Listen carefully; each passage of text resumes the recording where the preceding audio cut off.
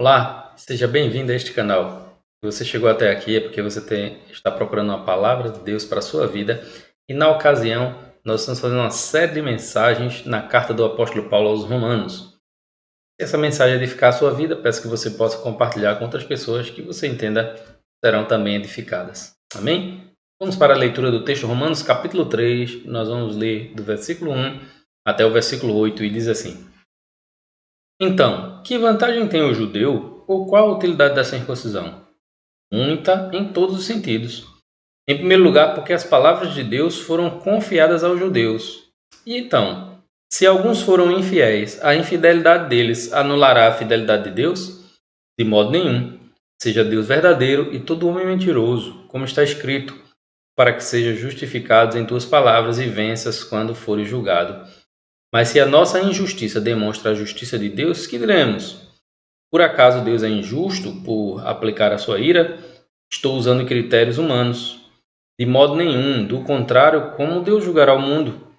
Mas se para a glória de Deus a sua verdade é ainda mais ressaltada por meio da minha mentira, por que ainda sou julgado como pecador? E por que não dizemos, como alguns afirmam, com calúnia que fizemos, façamos o mal para que venha o bem? A condenação destes é merecida. Vamos orar? Pai, em nome de Jesus, que a tua palavra possa alcançar o coração de cada pessoa que tenha contato com esse vídeo, com essa mensagem. Derrama a tua graça, transforma tal qual o Senhor Jesus. Nós pedimos em nome dele. Amém. No final do capítulo 2 de Romanos, Paulo nos mostrou como a verdadeira circuncisão não era a que se fazia no corpo, mas aquela que era feita no coração pelo Espírito Santo, né? A passagem que veremos hoje é considerada aqui uma das mais difíceis do livro de Romanos. Por quê? Aqui é como se Paulo criasse um personagem imaginário com quem ele vai debater. Ele faz algumas perguntas que ele imaginaria que esse personagem imaginário que ele criou fosse fazer para ele, aí ele faz e responde essas perguntas, né? Ele usa esse recurso aí para colocar o seu argumento. Então, por isso ele antecipa aqui 3 perguntas que os judeus o fariam depois de ouvir a explicação dele sobre a questão da circuncisão que ele deu ali no capítulo 2. Então, é pensando em tudo isso que o tema de hoje é a fidelidade de Deus para com o seu povo.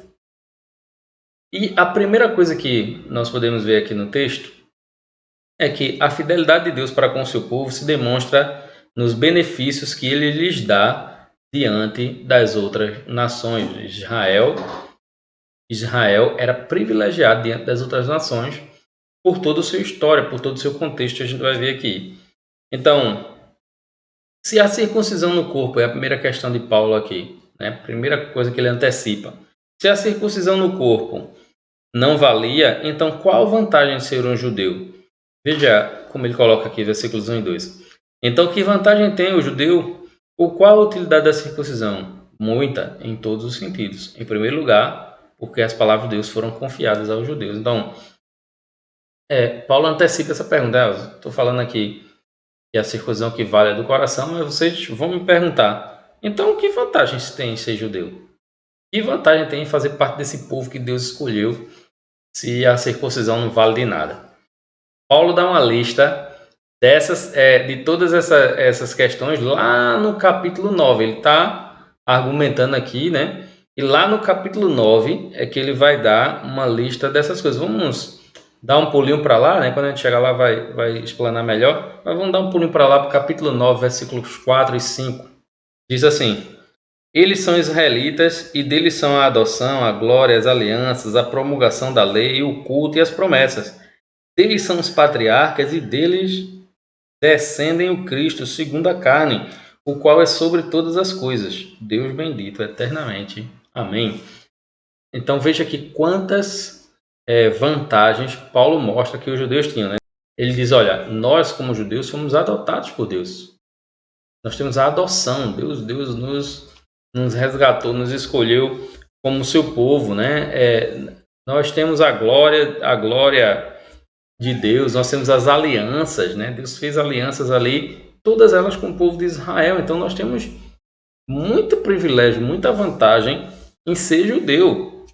Nós temos a lei, né, que Deus deu para os judeus. Nós temos o culto, ou seja, as outras religiões têm um culto que é falso. Nós temos um culto verdadeiro.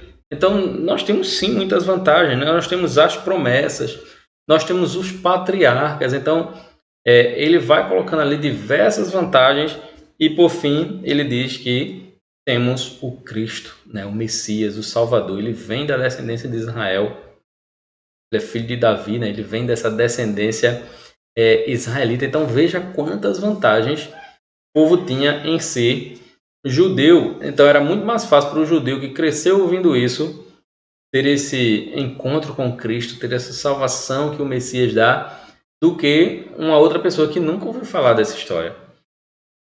A mesma coisa acontece para nós que somos crentes. Nós temos que vivemos na igreja, às vezes tem pessoas que já nasceram no lar evangélico, então tem esse privilégio de ter contato com tudo isso. Agora, alguns abrem mão de tudo isso para correr atrás das coisas que o mundo oferece.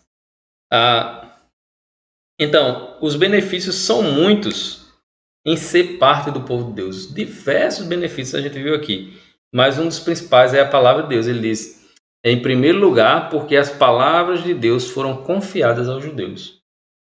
Então Deus deu a sua palavra para que a partir dessa palavra, dessa boa notícia do Evangelho, as pessoas fossem transformadas por ela. E isso vinha da parte dos judeus. Então, muitos privilégios eles tinham. E isso acontecia porque Deus era fiel ao seu povo. Deus chamou esse povo, escolheu esse povo e deu ali diversos privilégios para que esse povo pudesse andar conforme aquilo que Deus orientava. Agora, nós somos beneficiados por Deus com muitas bênçãos que outras pessoas no mundo nunca terão se não se voltarem para Deus. Então, nós vivemos nesse mundo, mas temos esses privilégios, essas vantagens, porque Deus é fiel ao seu povo. Agora, não existe mais judeu nem gentil. Agora, todo mundo ou é parte da igreja ou não é parte da igreja, né? Então, o próprio Pedro disse que nós somos povo de propriedade exclusiva de Deus. Nós temos um grande privilégio de ter o Senhor, poder andar com o Senhor, buscar a vontade dele, porque ele é fiel ao seu povo. Segunda coisa que nós podemos ver é que a fidelidade de Deus para com seu povo não depende de contrapartida, não depende da fidelidade de ninguém. Deus não depende que haja retorno disso, da fidelidade dele, para que ele seja fiel. Ele é fiel acima de tudo à sua palavra, quem ele é, né? Versículos 3 e 4. E então, se alguns foram infiéis, a infidelidade deles anulará a fidelidade de Deus? De modo nenhum. Seja Deus verdadeiro e todo homem mentiroso, como está escrito, para que seja justificado em tuas palavras e venças quando fores julgado. A segunda questão que Paulo antecipa aqui é que os judeus poderiam questionar que o fato de a maioria dos judeus rejeitarem a Jesus como Messias, isso anularia a aliança de Deus com seu povo. Então, já que você está dizendo que esse Cristo aí é o Messias, a maior parte de Israel não acredita nisso aí. Logo, Israel estaria sendo infiel a Deus, estaria quebrando a aliança com Deus. Agora, Paulo demonstra que não, pois nem todos os judeus rejeitaram Jesus. E quem era exemplo disso? O próprio Paulo, os apóstolos. O primeiro grupo de crentes no livro de Atos, talvez até o capítulo 10 ali, né? Só é basicamente de judeus. Só depois do capítulo 10 é que a gente vai encontrar gentios entrando na igreja, mas até então o que a gente vê mesmo são judeus. Então, com uma quantidade de judeus bem considerável, apesar que não era a maioria, mas uma quantidade considerável de judeus que ouviram sim o chamado de Deus, que reconheceram Jesus como Messias, que entregaram suas vidas a Ele e que viveram suas vidas como cristãos ali a partir desse encontro com Cristo, né? E Paulo vai trazer isso à tona. A maioria de fato rejeitou, mas Deus não quebrou sua aliança, porque Deus tem aquele remanescente fiel. E qual é o argumento de Paulo? Ele mostra que Deus é verdadeiro e não anulará a sua aliança por conta do homem mentiroso. Ou seja, Deus verdadeiro, todo homem mentiroso. Deus não vai anular sua aliança com o homem, porque uma parte desses seres humanos aí foram infiéis. Deus vai permanecer fiel. Então, aqui parece que o texto aqui é uma alusão ao Salmo 51, versículo 4, que fala do julgamento de um Deus justo sobre o homem injusto. Salmo 51, versículo 4. Pequei contra ti e contra ti somente, e fiz o que era mal diante dos teus olhos. Por isso tua sentença é justa e teu julgamento é puro. Então mostrando ali o julgamento de Deus sendo justo sobre o homem que é injusto. O julgamento de Deus é justo, é fiel. Então, Deus cumpre suas promessas, mas não tem compromisso com quem é infiel. Deus não depende da nossa fidelidade para ser fiel, mas ele também não tem compromisso com quem é infiel. O homem infiel é o homem mentiroso. Deus é verdadeiro, né? Então é necessário que possamos andar em fidelidade ao Senhor, porém Deus não vai deixar de ser fiel, de cumprir a sua palavra, de cumprir as suas promessas por conta da infidelidade do homem. Esse seria o último ponto. A fidelidade de Deus para com seu povo não dá espaço para a nossa infidelidade. Deus é fiel, Deus vai ser fiel independente de nós, mas não nos libera para sermos infiéis contra Ele. Versículos 5 a 8. Mas, se a nossa injustiça demonstra a justiça de Deus, que diremos? Por acaso Deus é injusto por aplicar sua ira? Estou usando critérios humanos, de modo nenhum. Do contrário, como Deus julgará o mundo? Mas se para a glória de Deus a sua verdade é ainda mais ressaltada por meio da minha mentira, por que ainda sou julgado como pecador? E por que não dizemos, como alguns afirmam com calúnia que dizemos, façamos o mal para que venha o bem? A condenação destes é merecida. Então, Paulo antecipa aqui uma terceira questão, pois para ele os judeus perguntariam que se a infidelidade deles demonstrava a glória de Deus, logo Deus seria injusto em puni-los. Ora, se eu estou levando mais glória para Deus, por que eu vou ser punido? Por que eu vou ser punido? Não faz sentido, né? Não faz. Então Paulo coloca essa questão até como uma questão boba, né? Eu vou falar aqui como homem, né? Falar aqui em palavras de homens e não usando os critérios de Deus, mas os critérios humanos aqui.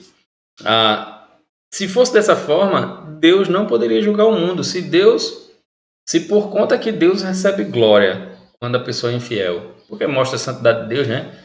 Em detrimento do pecado humano. Se Deus recebe glória e Deus não pudesse julgar o homem porque recebe glória, logo Deus não poderia julgar o mundo. E a gente sabe claramente que isso é falso. Os judeus ali sabiam que isso era falso. Então a minha condição de pecador só exalta ainda mais a fidelidade de Deus. E Deus continua com autoridade para julgar o mundo. Deus vai continuar com autoridade para julgar o mundo, mesmo recebendo glória quando nós pecamos.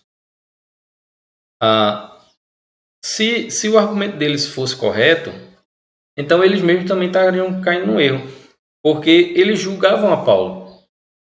Então, se o pecado trouxesse, porque traz glória para Deus, porque mostra a pequenez humana, mostra a grandiosidade de Deus, se isso é verdade, então eles não poderiam condenar Paulo como pecador, como eles faziam, indo em todo lugar atrás do apóstolo para tentar insuflar multidões ali contra o apóstolo, condenando por suas práticas, né? Ele termina dizendo isso aí. E por que não dizemos, como alguns afirmam, com calúnia que dizemos? Está dizendo, alguns dizem que a gente diz isso, mas a gente não diz isso, né? Façamos o mal para que venha o bem. Eles diziam que Paulo ensinava isso. Paulo está dizendo, não, isso é calúnia, eu não ensino isso. Então essas pessoas são condenadas diante de Deus.